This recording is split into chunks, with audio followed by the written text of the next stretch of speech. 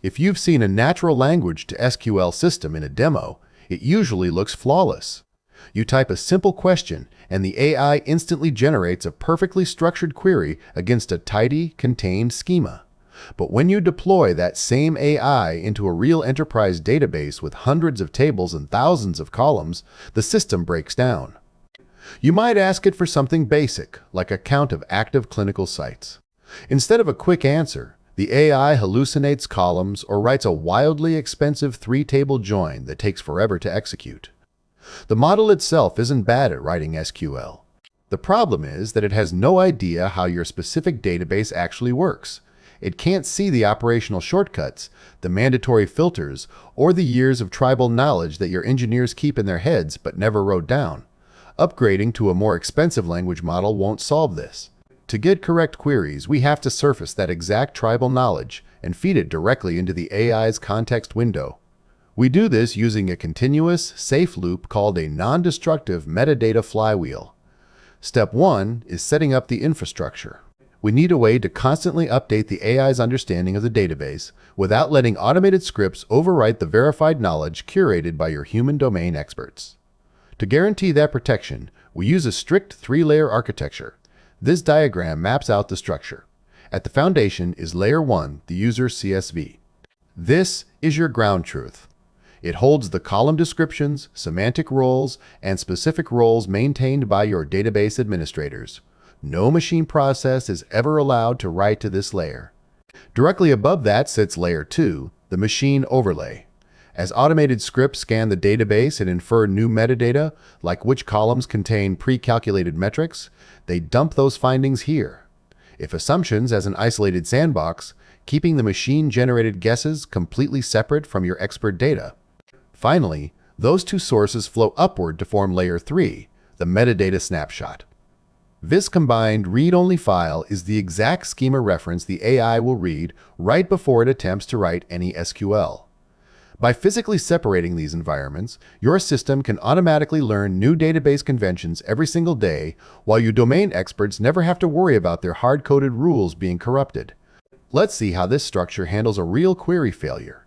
We'll start by asking the AI a standard operational question. How many sites have been activated for the study? Looking at the left side of this comparison, you can see the model's initial attempt. It builds a massive three-table join that counts individual raw records one by one.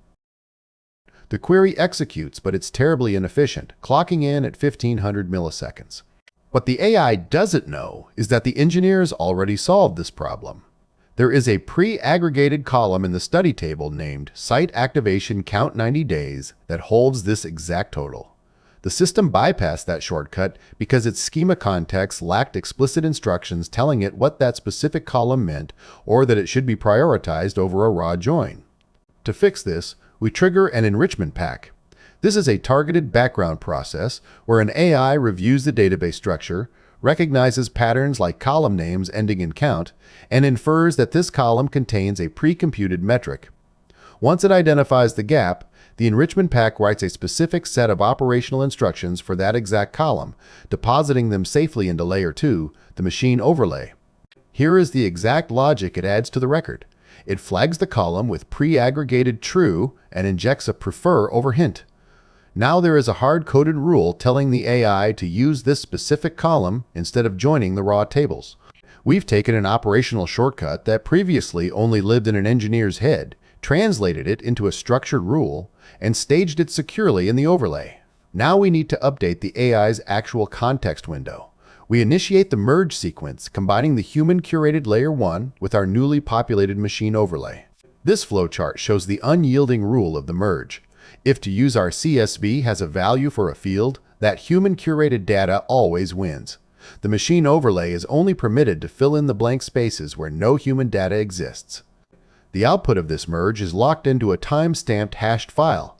Creating this immutable record is non-negotiable for maintaining audit trails in regulated industries like pharma and finance. With the new rules locked in, we retry the exact same prompt. This time, the AI searches the updated metadata snapshot before it generates its answer. Looking back at our comparison pane, the right side shows the new execution. Seeing the prefer over warning, the AI abandons its previous join path. Instead, it writes a clean, single-line query directly targeting the pre-aggregated column. Execution time drops from 1500 milliseconds down to 300. The query is highly efficient and perfectly accurate, and we achieve that without altering a single word of the user's prompt. This proves that when natural language to SQL fails, the solution isn't to upgrade your LLM.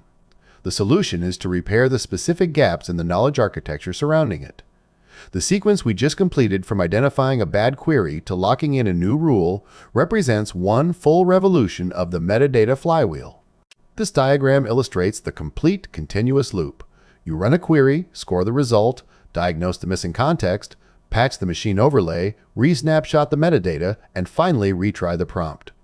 You can run this sequence constantly, safely experimenting with new schema definitions purely because your rigid three-layer structure ensures your core engineering data is never touched. Once the mechanics of this loop are stable, you can hand the scoring and diagnostic steps over to an AI reviewer. The system can then comb through historical query logs, independently identifying inefficiencies and writing its own metadata patches in the background 24 hours a day. In the end, teaching an AI to query your database is a retrieval problem. When you supply the right metadata, you retrieve the right context.